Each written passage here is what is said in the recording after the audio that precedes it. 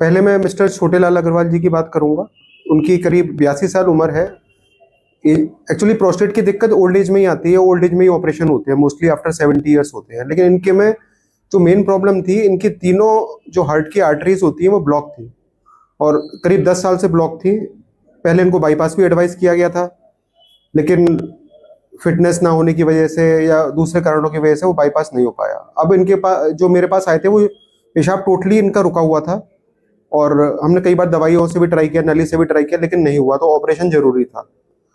अब चूंकि तीनों आर्टरी ब्लॉक थी तो एनेस्थीसिया में कॉम्प्लिकेशंस होते हैं, तो ऑपरेशन हाई रिस्क हो गया था।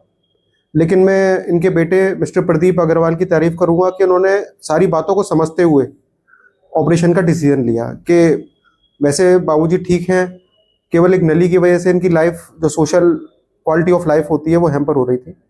सारी बातें समझते हुए उन्होंने डिसीजन लिया। डॉक्टर की बात सुनना बहुत जरूरी है। कई लोग होते हैं कि दूसरे बंदे की बात सुन रहे हैं, नॉन मेडिको की बात सुन रहे हैं।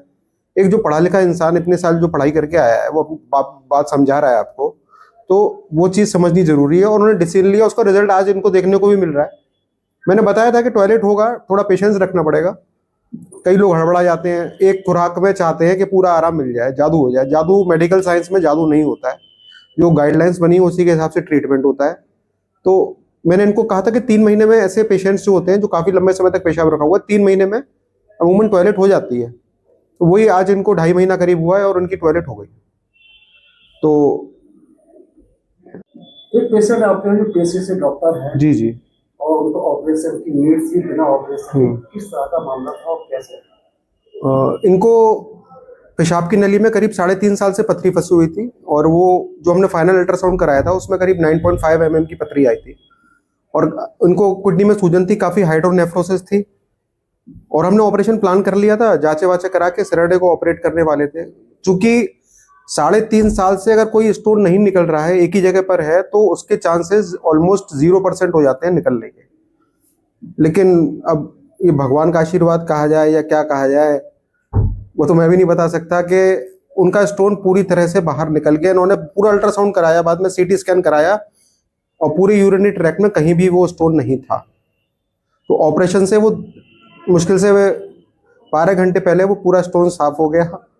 ये कुदरत का करिश्मा कहिए या जो भी कहिए, मैं भगवान को तो मानता ही हूँ। उसमें मंगल को हनुमान जी का भी व्रत रखता हूँ, हनुमान जी का मेन भक्त हूँ मैं। लेकिन जो भी है, ईश्वर का करिश्मा कहिए या कुछ आशीर्वाद कहिए किसी चीज का, बड़े बूढ़ों का, पुरखों का, माता पिता का, जो मेरे हाथ से मरीज ठीक हो रहे हैं। और मुझे बहुत अच्छा लगता है अगर किसी का ऑपरेशन बच जाता है, क्योंकि एक जो दुआएं मिलती हैं उस पेशेंट की, वो किसी भी आपकी फीस से कम नहीं रहती है, कि वो जो दुआएं देते हैं। अब जैसे छोटेलाल जी ठीक हुए, उम्मीद कम थी, कई जगह दिखाया, कई लोगों ने कहा पेशाब नहीं होगा, लेकिन अगर ठीक हो गए तो उनके चेहरे पे हंसी देख लीजिए, ये बिल्कुल यंग लग रहे हैं देखने से। उस समय आए थे बड़े परेशान थे।